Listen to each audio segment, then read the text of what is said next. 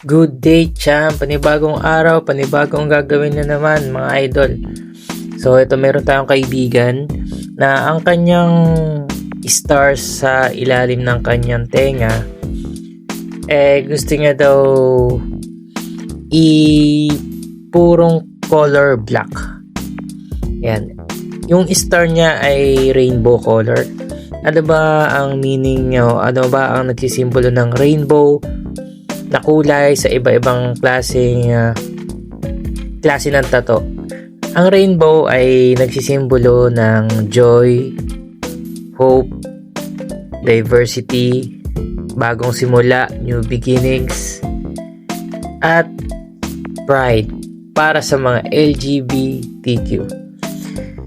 Maraming design ng ganitong rainbow. May mga watercolor, may geometric style, ginagamit sa mga animals, nature, sa mga ulap.